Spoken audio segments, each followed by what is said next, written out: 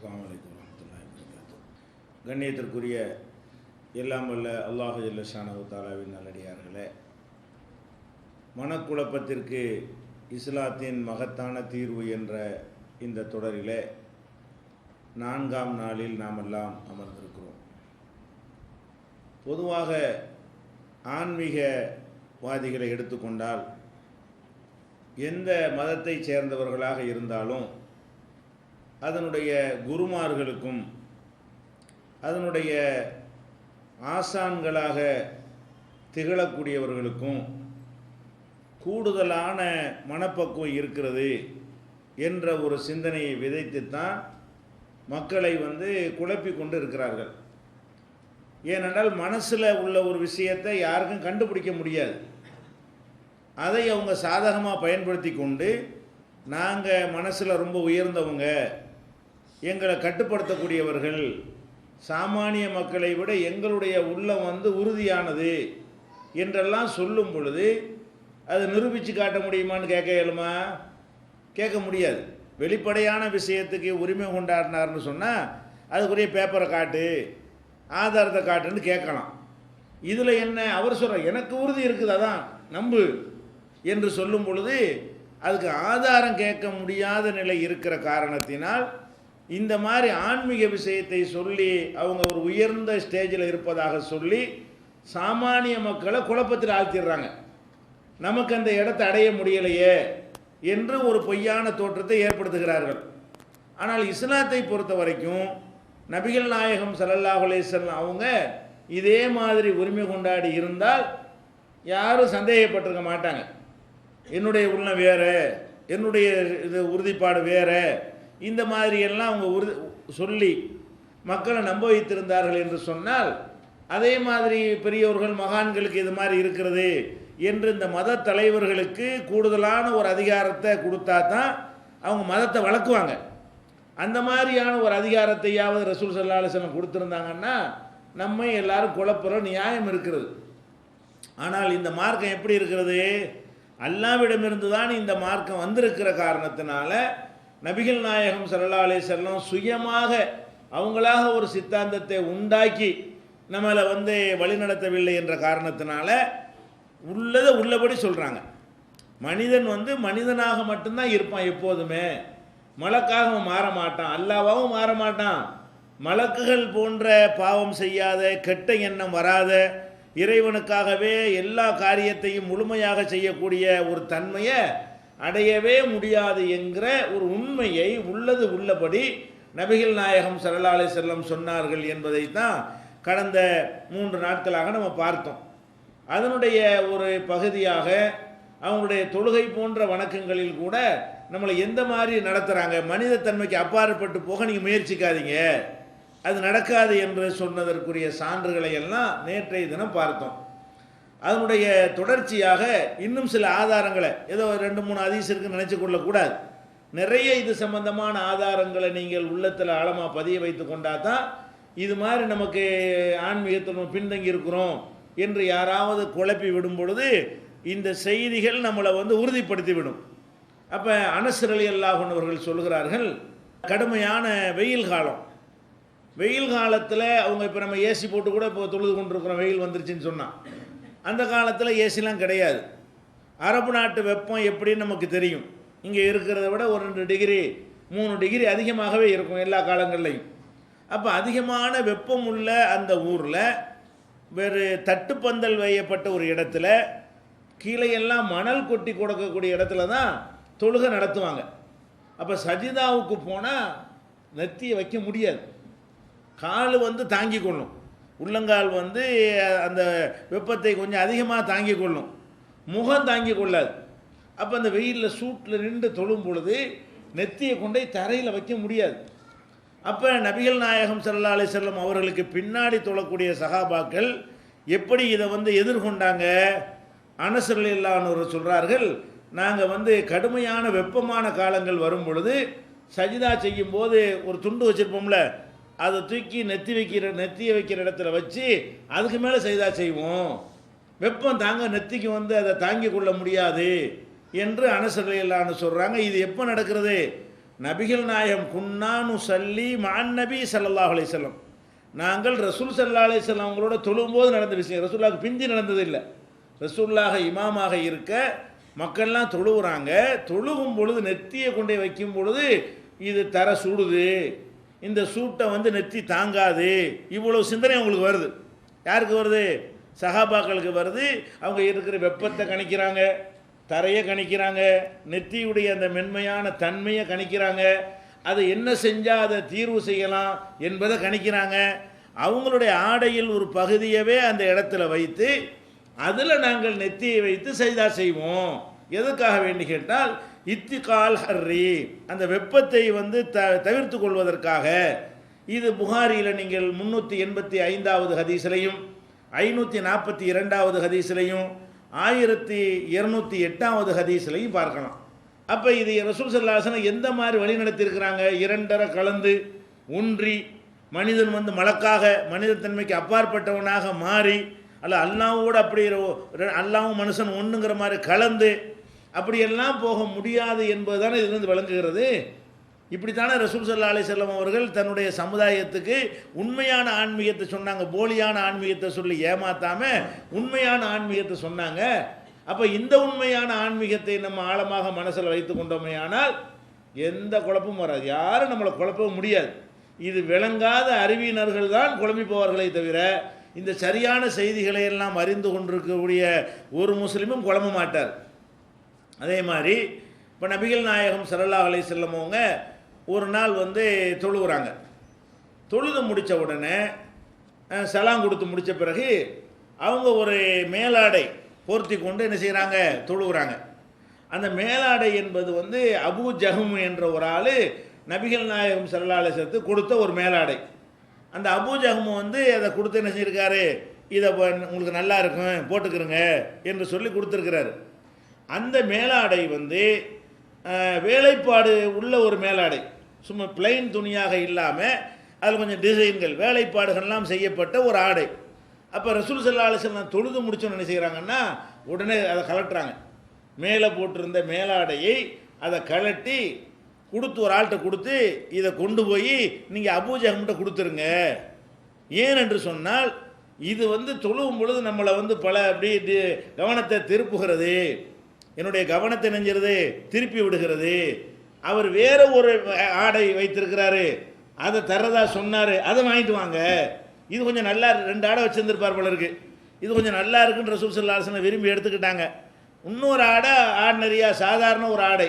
அப்போ என்ன செய்கிறாங்க? இதை போட்டு தொழுதவுடன் அவங்களுக்கு குழப்பம் ஏற்படும். திசை நம்மளுக்கு இப்படி ஏற்படும்ல, நமக்கு முன்னாடி ஒருத்தர் ஒரு டிஃப்ரெண்ட்டான ஒரு ஆடை அணிந்திருந்தார்னு சொன்னால் அந்த ஆடையிலேயே போய் இப்படி எங்கேயோ என்ன செஞ்சிடறேன் நம்ம கவனங்கள் போய்விடும். அல்லது சுவரில் என்னத்தையாவது ஒரு டிசைனை வரைஞ்சி வச்சுருந்தாங்கன்னு வைங்க, அதன் முன்னாடி நின்று தொழுதோம்னு சொன்னால் அப்படியே அது யானை மாதிரி சிங்கம் மாதிரி புலி மாதிரிலாம் நமக்கு தெரிய ஆரம்பிக்கும். இப்படியே அந்த கற்பனைகள் என்ன செய்ய சிறகடித்து பறக்கும் பொழுது பலவிதமான ஒரு குழப்பங்கள் ஏற்படும். அப்போ ரசூல் ஸல்லல்லாஹு அலைஹி வஸல்லம் செய்கிறாங்கன்னா இந்த மாதிரி எனக்கு ஒரு குழப்பம் ஏற்பட்டுருச்சு, நீங்கள் கொண்டே கொடுத்துட்டு வாங்க. அப்போ என்ன விளங்குறது? இப்படி ஒன்று இருந்தால் குழப்பம் ஏற்படத்தான் செய்யும், அதைத்தான் தவிர்த்துக்கிறணுமே தவிர அதெல்லாம் பார்த்தாலும் நான் ஸ்டடியாக நிற்பேங்கிறது முடியாது. அப்போ ரசூல் ஸல்லல்லாஹு அலைஹி வஸல்லம் எப்படி நடந்திருக்கலாம்? இதெல்லாம் ஒரு பெரிய மேட்ரா, இதை பார்த்தெல்லாம் நான் ஆடி போயிடுவேனா, இதை பார்த்துலாம் தடுமாறிடுவேனா, நான் தான் அல்லாஹ்வோட ஒன்றிடுவேனே அப்படிங்கிற மாதிரி காட்டினா யாருக்கு தெரிய போகுது? அப்படி மக்கள்கிட்ட சொன்னால் யார் டவுட் பண்ண போகிறா? இது அவங்க மார்க்கம் இல்லை, அல்லாஹ்வுடைய மார்க்கமாக இருக்கனால அப்படி சொல்ல முடியாது, விட மாட்டான்ல. இது அல்லாஹ்வுடைய மார்க்கம், உள்ளது உள்ளபடி மட்டும்தான் பேச முடியுமே தவிர அவங்க விருப்பப்பட்டிருந்தால் கூட சொல்ல முடியாது, விருப்பமும் பட மாட்டாங்க. அல்லாஹ் அவங்கள செலக்ட் பண்ணி தேர்ந்தெடுத்திருக்கிறான். அப்போ என்ன நம்ம விளங்குறோம்? இப்படியான ஒரு கவனத்தை திருப்புகிற ஆடையை அணிந்து தொழுதால் நம்ம தொழுகைக்குள்ளே இருந்தாலும் அல்லாஹ்வுடைய ரசூலாக இருந்தாலும் நான் எல்லாருடைய கவனம் எப்படி திரும்புமோ அவங்க கவனம் திரும்பும். அப்போ அதிகபட்சம் நம்ம என்ன செஞ்சுக்கிடலாம்? அது மாதிரி டிசைன்களை தவிர்த்து கொள்ளலாம். தொழுகிற இடங்கள் டிசைன் இல்லாமல், முன்னாடி இருக்கிற சவர்கள் டிசைன் இல்லாமல், போட்டுக்கிற சட்டை வந்து கவனத்தை வந்து அப்படியே மாற்றக்கூடிய வகையில் இல்லாமல் அதான் செய்ய முடியுமே தவிர அது மாதிரி ஒன்றில் நம்ம இருந்தால் கவனம் சிதறும். அல்லாஹ்வுடைய தூதராக இருந்தாலும் சிதறும். காட்டுதா இல்லையா? இது வந்து நீங்கள் புகாரியில் 383வது ஹதீஸு, 752வது ஹதீஸு, 5817வது ஹதீஸ்ல எல்லாம் இதை பார்க்கலாம். அப்போ இதெல்லாம் எதுக்கு அந்த ரசூல் ஸல்லல்லாஹு அலைஹி வஸல்லம் வரலாறுல இதே சொல்கிறாங்க? இது யாருக்காவது அந்த மனசில் குழப்பம் வந்திருந்தா கூட இதை போய் சொல்லணுமா யார்ட்டையாவது? பேச அமைக்கிருக்கலாம்ல, பேசாமல் நினைஞ்சிருக்கலாம், அப்படி அமைக்க சேர்ந்துட்டு போன்று அப்படி சொல்ல விரும்பலை. இதை மக்கள் மத்தியில் போய் கொடுத்துப்புட்டு என்னுடைய கவனத்தை திருப்பிடுச்சு வேற வாங்கிட்டு வா என்று சொல்வதன் மூலமாக இது மனிதனை வந்து யாரும் தொழுகைக்குள்ளே இருந்தாலும் ஒன்றை இயலாது, அப்படியான ஒரு தொழுகை உலகத்தில் ஒருத்தனும் தொலை கிடையாது, அப்படி சொன்னால் அவன் ஏமாத்துகிறான் என்று காட்டுதா இல்லையா? அல்லாஹ்வுடைய ரசூலுக்கு முடியாத ஒன்று மற்றவங்களுக்கு முடியுமா? இதை நம்ம விளங்கி கொள்ள வேண்டும். அதே மாதிரி வந்து அனஸ் ரலியல்லாஹு அன்ஹு அவர்கள் சொல்கிறாங்க, ஆயிஷா நாயகி அவங்கள்ட்ட ஒரு திரைச்சீலை, திரைக்கு அழகுக்காக தொங்க விடுவாங்கல்ல, அந்த மாதிரி ஒரு சேலை ஒன்று இருந்தது. அது என்ன செய்வாங்கன்னு கேட்டால் வாசலுக்கு முன்னாடி தொங்க போட்டிருப்பாங்க. வாசலுக்கு முன்னாடி தான், கதவு இல்லாத வீடு தானே அது, முன்னாடி ஒரு அழகான ஒரு ஸ்க்ரீன் இணைஞ்சிருப்பாங்க, தொங்க விட்டு வச்சுருப்பாங்க. அப்போ ரசூல் ஸல்லல்லாஹு அலைஹி வஸல்லம் என்ன செய்கிறாங்கன்னு கேட்டால் அது கிப்லாவை நோக்கி இருக்குதா, வீட்டிலேருந்து தொழுவாங்க.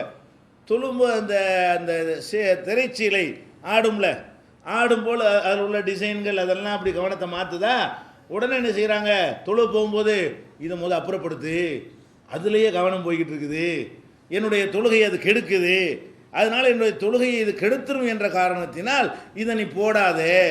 அப்போ தொழுகும் பொழுது தொழுகைக்கு முன்னாடி அந்த மாதிரி இருக்கக்கூடாது என்று தான் கவனமாக இருந்தாங்களே தவிர, அது இருந்தாலும் நான் வந்து அப்படி ஒன்றி போயிடுவேன் இருக்கலை. அது இருந்தாலும் என்னை யார் அசைக்க முடியாது, என்னை சைத்தான் ஒன்றும் பண்ண முடியாது என்று அவங்க சொல்லலை. இது மாதிரி இருந்தால் அது ஏற்படும், அதை பார்க்காம நம்ம விலகி கொள்ளணும். அது முன்னாடி இல்லாமல் நம்ம பார்த்து கொள்ள வேண்டுமே தவிர, அது மனிதனை வந்து திசை திருப்பக்கூடிய விஷயங்கள் தொழுகைக்குள்ளே இருந்தாலும் ரசூலாக இருந்தாலும் திருப்பும், நானாக இருந்தாலும் அது திசையை திருப்பத்தான் செய்யும். எவ்வளோ அற்புதமான ஒரு மனிதர்னு பாருங்கள், இவ்வளோ அற்புதமான மார்க்கம்னு பாருங்கள். யாரையும் ஏமாற்றாமல், ஃப்ராடு பண்ணாமல், தன்னை கூடுதலாக உசத்தி கொள்ளாமல், என்ன அல்லாஹ் அவங்களுக்கு தரஜா கொடுத்தானோ அதை மட்டும்தான் சொல்லி கொண்டார்களே தவிர, அவங்களாக தன்னை வந்து இல்லாதெல்லாம் பில்டப் கொடுத்து செய்வாங்க இல்லையா, அந்த மாதிரி எல்லாம் செய்யக்கூடியவராக யாரை பார்க்க முடியலை? ரசூல் ஸல்லல்லாஹு அலைஹி வஸல்லத்தை பார்க்க முடியலை. ஆனால் மேட்ரு என்ன, மனக்குழப்பத்துக்கு தீர்வு இருக்கா இல்லையா? இது மாதிரி நம்ம ஆன்மீகத்தில் நம்மளை வந்து பின்தங்கி இருக்கிறோம், மற்றவங்களாம் எங்கேயோ போயிட்டாங்க, நம்ம எப்போ அடைய போகிறோம், நம்ம எப்படி அந்த நிலைக்கு போகிறது, அதெல்லாம் நீங்கள் குழம்ப தேவையே கிடையாது. எல்லாரும் இப்படி தான் இருக்கிறாங்க. இன்னும் சொல்ல போனால் நம்ம கொஞ்சம் பரவாயில்லாமல் இருப்போம். யார் நாங்கள் மேலே இருக்கிறோன்னு சொல்கிறானோ அவன் கீழே இருப்பான். ஏன் அவ்வளோ பொய், நம்மளாவது உண்மையில் அப்படி இருக்கிற சொல்லிக்கொள்கிறோம். அவன் உங்களையெல்லாம் பக்குவப்படுத்த போகிறேன் நான் வேறேன்னு சொன்னான்னா அவன் தான் கீழ்மகனாக இருப்பானே தவிர நம்ம கீழ்மகன் கிடையாது. ஏன்னா நம்ம உள்ளது உள்ளபடி எங்களுக்கு ஏழலை, முடியலை, இப்படி முழுசாக ஒன்ற முடியலைன்றதை ஒத்துக்கொள்கிறோம். அவன் என்ன செய்கிறான், அந்த நிலையில் இருந்து கொண்டு அப்படி இல்லைங்கிற மாதிரி மக்களை ஏமாத்துக்கிறான். அப்போ அவன் தான் மனக்குழப்பத்துக்கு ஆளாகணுமே தவிர நம்ம ஆக தேவையில்லை. சாதாரண மனிதர்கள் எல்லாம் மனக்குழப்பத்துக்கு ஆளாக வேண்டிய அவசியமே கிடையாது என்பதை இதிலிருந்து பார்த்து கொள்கிறோம். இந்த செய்தி ஆயிஷா நாயுடைய வீட்டில் அந்த திரைச்சீலை தொங்கவிட்ட செய்தி புகாரியில் 374வது ஹதீஸ்லையும் 5959வது ஹதீஸ்லையும் இருக்கிறது. அதே மாதிரி வந்து தொழுகிறோம், பள்ளிவாசலில் தொழுகிறோம், நல்ல அழகான தரை போட்டு வச்சுருக்கிறாங்க, பிரச்சனை இல்லை. அந்த காலத்தில் தொழுகும் பொழுது வேறு எந்த இடத்துல வேண்டாலும் தொழுவாங்க. அல்ல நம்ம போராட்டங்களில் கலந்து கொள்கிறோம், ரோட்டில் தொழுவ வேண்டிய நிலைமையெல்லாம் ஏற்படும். ரோட்டில் உள்ளது சமதரையாக இருக்குமா? இருக்காது. அதில் கரடு முரடாக இருக்கும், கல்லுகள்லாம் சின்ன சின்ன கல்லுலாம் இருக்கும். அதில் கொண்டு நெத்தியை வச்சேன்னு வைங்க, ஜெயிலில் அடைச்சிவிட்டான்னு வைங்க, ஒரு மண்டபத்துக்கு முன்னாடி உள்ள இடத்துல நம்ம தொழுவோம். அந்த இடத்த பார்த்தா என்ன செய்யும், நெத்தியை கொண்டு வச்சா குத்தும், அந்த மாதிரி கல்லுகள்லாம் கிடக்கும். இது மாதிரியான ஒரு நிலையெல்லாம் அடையும் பொழுது அதுக்கு எப்படி செய்யணுங்கிறாங்க ரசூல் ஸல்லல்லாஹு அலைஹி வஸல்லம். அவங்க சொல்கிறாங்க, ஒரு மனிதர் தொழுகையில் என்ன செய்ய, தொழுதுகிட்டு இருக்கும்போதே சைதாக்கு போகிறார்ல, இப்படி இப்படி தரையை சரியாக்கிட்டு போகிறார். சைதாக்கு போய்கிட்டு இருக்கும்போது சுத்தம் போயிட வேண்டியதானே. அந்த மணலில் தொழும்போது கூட மணல் கொஞ்சம் சமமாக இல்லாமல் கொஞ்சம் ஏற்ற இறக்கமாக இருக்கும் பொழுது பாதிக்குங்கிறதுனால இப்படி சஜிதாவுக்கு போகும்போது இப்படி என்ன செய்கிறாரு. அதை பார்த்து ரசூல் ஸல்லல்லாஹு அலைஹி வஸல்லம் செய்கிறாங்க, இப்படி ரொம்ப செய்யாதப்பா, இன்குந்த ஃபாயிலன் ஃபாஹிதத்தன், இப்படி செய்யணுட ஒரு தடவை செய்வேன், இப்படி செய்துட்டு இருக்கிற, அது எதை கண்டிக்கலை, தேய்ச்சதை கண்டிக்கலை, அப்படி மண்ணு தரையாக இருந்து ஒரு தட்டி விடுக்க, ஒரு தடவை செய், சமமாய்க்க, அப்புறமேல் நீ தொழுவுன்னு சொல்கிறாங்களே தவிர உனக்கு எந்த யாவும் வந்துச்சு, உனக்கு ஏன் சமாதாரன்னு தெரிஞ்சு, ஏன் மேடு பள்ளம் உனக்கு தெரிஞ்சு, அங்கே ஏன் கல் கிடக்குற உனக்கு ஏன் தெரியுது, நீ ஒன்றி போயிட வேண்டியதானே, மண்டை பொத்து போனால் பொத்து போயிட்டு அப்படி சொன்னாங்களா? இல்லை, முடியாது. ஏன் முடிகிறது தான் சொல்ல வந்தாங்களே தவிர முடியாத ஒன்றை நம்ம மேலே திணிக்கிறதுக்கு ரசூல் ஸல்லல்லாஹு அலைஹி வஸல்லம் வரல. அப்படி அழகா சொல்கிறாங்க, என் குன்த ஃபாயிலன் ஃபவாஹிதத்தன், அப்படி செய்கிறதா இருந்தால் ஒரு தடவை செஞ்சுக்க, ரொம்ப போட்டுக்கிட்டு என்ன செய்யக்கூடாது, அழட்டி கொள்ளக்கூடாது என்று சொன்னதை புகாரியில் 1207வது ஹதீஸ்ல நம்ம பார்க்குறோம். அதே மாதிரி ரசூல் ஸல்லல்லாஹு அலைஹி வஸல்லம் அவங்க தொழுகிறாங்க. தொழுகும் போது ஜமாத்தில் பள்ளிவாசலில் தொழுகை நடத்துகிறார்கள். தொழுகை நடத்தும் போது எதிரில் சுவர்லாம் கிடையாது தானே, சும்மா தட்டி வச்சு அடைச்சிருப்பாங்க. அந்த மாதிரி உள்ள அமைப்பில் தான் இருக்கும். அப்போ என்ன பண்ணுறாங்கன்னா, தொழுவு பார்க்குறாங்க, அதில் போய் யாரோ எச்சி துப்பியிருக்கிறாங்க. இந்த சளி எச்சி வரும்ல, அதை துப்பியிருக்கிறாங்க. ஏன் நேராக மூஞ்சிக்கு நேரம் ரசூல்லா நிற்கிறதுக்கு நேரம் அங்கே இருக்குது. அப்போ ரசூல் ஸல்லல்லாஹு அலைஹி வஸல்லம் பார்த்துட்டு என்ன செய்கிறாங்க, உடனே தொழுகைக்கு முன்னாடி அவங்களே அதை சுரண்டி அந்த இடத்த சுரண்டி கிளீன் பண்ணுறாங்க. கிளீன் பண்ணிட்டு என்ன செய்கிறாங்கன்னு கேட்டால் மக்களுக்கு சொல்கிறாங்க, இன்ன அஹதக்கும் இதா காம ஃபி சலாத்திஹி, உங்களில் யாராவது தொழுகையில் நிற்கிறதாக இருந்தால் இப்போ இன்னஹு யுனாஜி ரப்பஹு, அவர் அல்லாஹ்விடத்தில் உரையாடுகிறார். அவர் என்ன செய்கிறார், அல்லாஹ்ட்ட உரையாடுகிறார். அதனால் ஃபலா எபுசுக்கன்ன அஹதுக்கும் கிபல கிபலத்திஹி, தொழுதுகிட்டு இருக்கும்போது கிப்லா திசையில் எச்சி துப்பாத. தொழுதுகிட்டு இருக்கும்போது தான், சும்மா நீங்கள் துப்பலாம். ரோட்டில் போயிட்டு என்ன செய்யலாம், கிப்லா பக்கம் எச்சி துப்புறது தப்பு கிடையாது. தொழுகையில் இருக்கும்போது மண்ணு தர தானே, தூடு துப்பி விட்ருவாங்க. முன்னாடி இருப்பாங்க, வாயில் சளி வந்துடும், எச்சி வந்துடும், அவ்வளோ சப்பையும் கடந்துட்டு ஓட முடியாது. இருக்கிற இடத்துல இந்த துப்பி விட்டுறது நேரம். அப்போ அந்த மாதிரிலாம் அந்த காலத்தில் மணல் தானே, மண்ணு தானே இருந்துச்சு, அதில் செஞ்சுக்கிட்டு இருந்தாங்க. அதுக்கு சொல்கிறாங்க, ஃபலா எபுசு கண்ண அஹதுக்கும் கிபல கிபலத்திஹி, கிப்லா திசையை நோக்கி ஒருத்தன் எச்சியை துப்பிடாதீங்க. ஒலாக்கின் அன் எசாரிஹி, தொழும்போது கூட நமக்கு அப்படிலாம் வரும், வாயில் எச்சலாம் ஊரும்ல. சில நேரத்தில் அந்த பித்த நீர் அதிகமாகிடுச்சுன்னு சொன்னால் நம்மளை கண்ட்ரோல் பண்ண முடியாத அளவுக்கு என்ன செய்யும், எச்சி ஊறும். வாயில் வச்சுக்கிட்டே இருப்ப முடியாது, எப்படா சொல்லாம் கொடுப்பாரு என்ன, அந்த மாதிரி பேர் ஒன்றும் உதவ முடியாது. என்ன தப்பிச்சு பெரிய கூட்டமாக இருக்குது, ஜும்மா மாதிரி இருக்குன்னு வைங்க, எத்தனை சப்பை கடந்து எப்படி வெளியே போகிறது? ஒரு சின்ன ஒரு சப்பு 2 சப்பாக இருந்தால் கூட என்ன செய்யலாம், அப்படி கடந்து ஓடி போயிடலாம். பெரிய கூட்டமாக இருந்துச்சுன்னா அப்போ அவன் படக்கூடிய அவஸ்தை, அந்த கஷ்டம்லாம் இருக்குது பாருங்கள், எப்படி இருக்கு. அதுக்கு என்ன செய்கிறாங்கன்னு கேட்டால், அப்படி துப்புறதா இருந்தால் இடது பக்கம் துப்பிக்க, தூண் துப்பிக்க, கீழே மண்ணு தானே, துப்பி மூடிக்க. தொழுதுகிட்டு இருக்கும்போது வாயில் எச்சி ரொம்ப அதிகரித்து விட்டதுன்னு சொன்னால், தொழுது கொண்டு இருக்கும் பொழுது உலாக்கி நான் எசாரிகி, எச்சியை இடது பக்கம் துப்பிக்கிறங்கன்ட்டாங்க. தகுத்த கதமைகி, அல்லது பாதத்து கீழே துப்பிக்க. எச்சி வருதுன்னா நின்றுக்கிட்டு தொழுதுகிட்டு இருக்கும்போதே நல்லா குனிஞ்சி கால் கடியில் துப்பிட்டு மண்ணை போட்டு மூடிக்கங்கிறாங்க. இது மாதிரி சொல்கிறாங்க. அதுக்கப்புறம் இது கூட எல்லா இடத்துக்கும் ஒர்க் அவுட் ஆகுமா?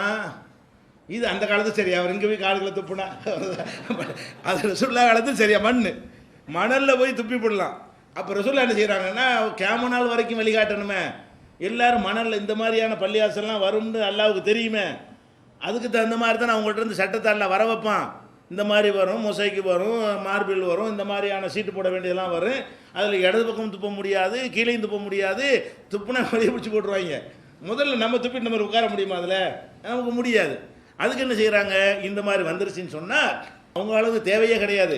ரசூலுல்லாஹ் காலத்துக்கு என்ன இல்லை, இப்போ இந்த சட்டம் தேவையில்லை. அவங்க மணலில் துப்பிட்டு போயிடலாம்.